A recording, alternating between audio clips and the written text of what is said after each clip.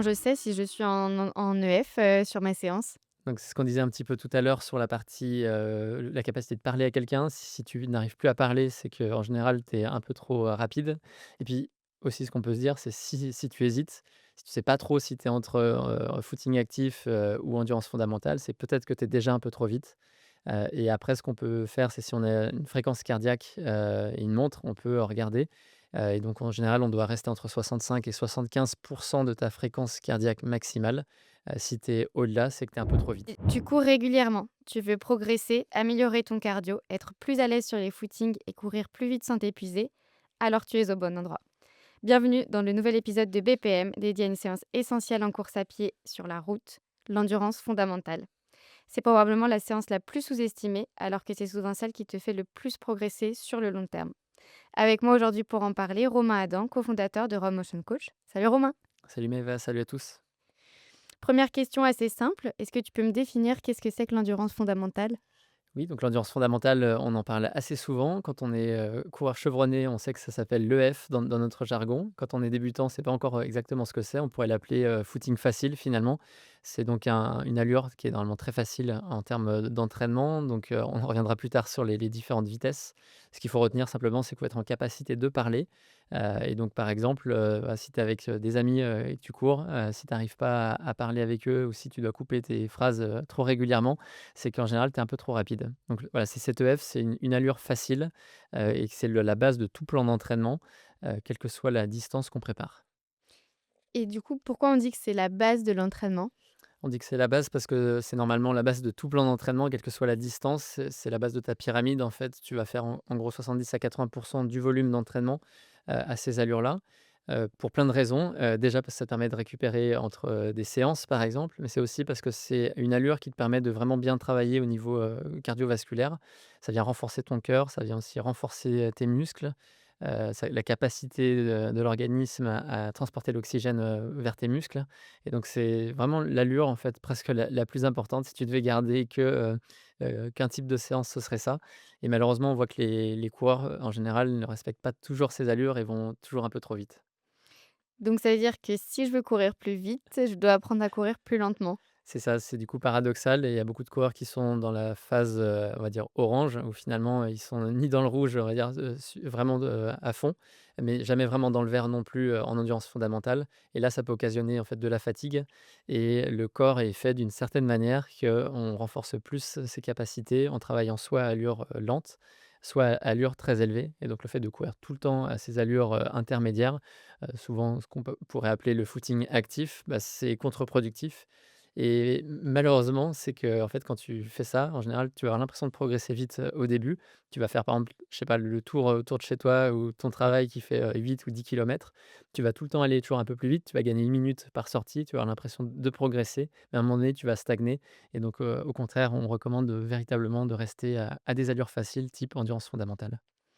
Et comment je sais si je suis en EF, sur ma séance? Donc c'est ce qu'on disait un petit peu tout à l'heure sur la partie, la capacité de parler à quelqu'un. Si tu n'arrives plus à parler, c'est qu'en général, tu es un peu trop, rapide, et puis aussi ce qu'on peut se dire, c'est si tu hésites, si tu sais pas trop si tu es entre, footing actif, ou endurance fondamentale, c'est peut-être que tu es déjà un peu trop vite, et après ce qu'on peut faire, c'est si on a une fréquence cardiaque, et une montre, on peut regarder, et donc en général, on doit rester entre 65 et 75 de ta fréquence cardiaque maximale. Si tu es au-delà, c'est que tu es un peu trop vite. Et du coup, pourquoi c'est si dur de courir, si lentement, on va dire? Eh ben, en fait, bon, bien souvent, il y a un peu le côté égo, qui peut, prendre le dessus, et on se dit: «Ouais, je vais pas courir, seulement entre guillemets à 9 ou 10 kilomètres/h». Donc il y a ce côté-là. Il y a aussi le fait de potentiellement d'aller courir avec des amis qui ont une allure qui est normalement plus élevée que la tienne, et donc ce qu'il faudrait faire, c'est si tu cours avec des amis qui ont à peu près le même niveau que toi, mais qui sont un peu plus rapides, c'est les inviter à descendre leur allure. Comme ça, au lieu d'être à 75 de leur fréquence cardiaque maximale, ils seront peut-être qu'à 70 ou 65, et eux, ils seront du coup dans leur bonne phase d'entraînement, et donc c'est même plutôt mieux pour eux. Ça va aussi les inciter à courir encore plus lentement, et puis pour toi, l'inconvénient, c'est si tu les suivais vraiment, bah, tu serais probablement à 80, voire peut-être même 85 de ta fréquence cardiaque maximale, et là, du coup, tu es plus du tout en EF, tu es véritablement en endurance active et donc voilà, essaye de bien respecter, ces signaux-là. Évidemment, il y a aussi le ressenti. Si tu as pas ta fréquence cardiaque, tu le sens en général quand tu es un peu trop vite et ça dépend aussi de pas mal de facteurs. Par exemple, si tu es fatigué ou si, la veille, tu as fait une grosse séance, bah, c'est normal que tu aies une allure qui soit, par exemple, 10 secondes moins vite au kilomètre parce que sinon tu vas avoir ton cardio qui va être un peu plus élevé quand tu as ouais, quand tu en général de la fatigue et moi je me rappelle aussi quand je fais par exemple de l'EF très tôt le matin, voire à jeun, je sais que j'ai toujours, 10 battements par minute, au-delà, en termes de rythme, enfin au même rythme, Mmh. donc je suis obligé de diminuer de 10, à 15 secondes au kilomètre pour vraiment véritablement respecter, ma fréquence cardiaque en endurance fondamentale. C'est très bon c'est bon à savoir. En termes de durée, combien doit durer une séance d'endurance fondamentale à peu près? En durée, donc si tu fais un 10 kilomètres, c'est en général entre 45 minutes et 1 heure, voire 1 heure et quart. Si tu fais un semi-marathon, c'est entre 1 heure et 1 heure et demie de façon classique et de la même manière sur marathon, c'est aussi de façon classique de 1 heure à 1 heure 30. Et après tu pourras aller au-delà sur, notamment les sorties longues où on peut aller jusqu'à 2 heures et quart, 2 heures 30, voire un tout petit peu plus. Et donc là, on va plutôt l'assimiler et considérer que c'est la sortie longue. Mais donc ouais, en termes d'endurance fondamentale, on retient que c'est entre 45 minutes et 1 heure 30 selon l'objectif de la personne. Et pour quelqu'un qui va être un débutant ou en reprise, là, est-ce qu'on est aussi sur ces durées-là ou est-ce qu'on est un petit peu en delà?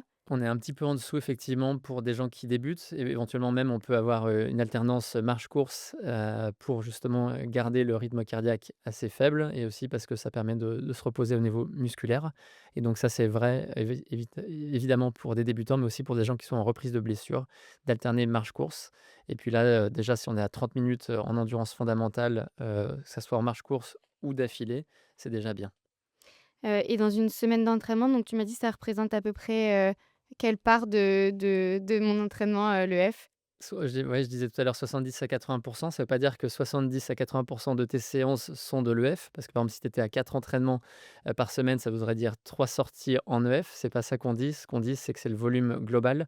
Donc, par exemple, quand tu fais une séance de fractionné, je sais pas, de type, sur un 10 kilomètres, de type, 6 fois 1 kilomètre, tu vas le précéder de 20 à 30 minutes d'échauffement et donc là, vu que tu le fais en endurance fondamentale, ça compte dans ton volume, global de la semaine et donc en général, quand tu fais une sortie en EF, plus, 2 séances, de fractionné, tu peux déjà arriver à 60-70 de fréquence, enfin de fréquence cardiaque à endurance, fondamentale et puis si par exemple tu fais 4 ou 5 entraînements, bah, à partir du moment où tu es à 2 ou 3 sorties en EF dans la semaine, tu arrives à ce volume-là et ce qu'on peut voir aussi, c'est par exemple si on a des montres, sur ces montres, on peut généralement voir en fait, le temps qu'on a passé en zone 1 ou en zone 2 en fonction des montres et donc ça, c'est le temps que tu as passé en endurance fondamentale. Et donc tu me l'as dit, c'est normal d'avoir son allure d'endurance fondamentale qui varie, en fonction des jours. Ouais, Est-ce donc que déjà en fonction en fait, de ton niveau de oui, fatigue à toi, donc on va dire, des choses qui sont plus intrinsèques et puis après des choses plus extrinsèques. Par exemple, la température, typiquement quand il fait très chaud, surtout si oui. tu y vas le midi, tu sais déjà que tu es à 10 battements par minute au-delà, de ta fréquence cardiaque habituelle à un même rythme. Et puis aussi quand il fait très froid, on peut aussi constater ça. Donc voilà, c'est pour ça qu'on recommande plutôt de suivre sa fréquence cardiaque, pour l'endurance fondamentale. Ce qu'on recommande pas forcément pour des allures à haute intensité ou fractionnées, typiquement à l'allure, semi ou l'allure, marathon, là, il faut plutôt suivre, sa montre et son allure. Mais par contre sur, l'endurance fondamentale, si on peut plutôt suivre et monitorer son rythme cardiaque avec un capteur de fréquence cardiaque, c'est vrai que c'est beaucoup mieux. Et en termes d'allure, du coup, tu disais ça peut, enfin, ça peut varier aussi. Est-ce que tu peux nous donner une indication, sur, on va dire les allures en fonction de la VMA, par exemple? Donc ça va dépendre un tout petit peu quand même des personnes, mais de façon générale, ce qu'on peut dire, c'est que quelqu'un qui a une VMA à 20 km/h, en général, son EF est entre 12 et 13 km/h, donc entre 4,45 au kilomètre et 5 minutes au kilomètre. Et puis après, si on descend un petit peu sur la VMA, donc une VMA à 15 km/h, en général, on sera autour de 10 km/h d'endurance fondamentale, donc 6 minutes au kilomètre.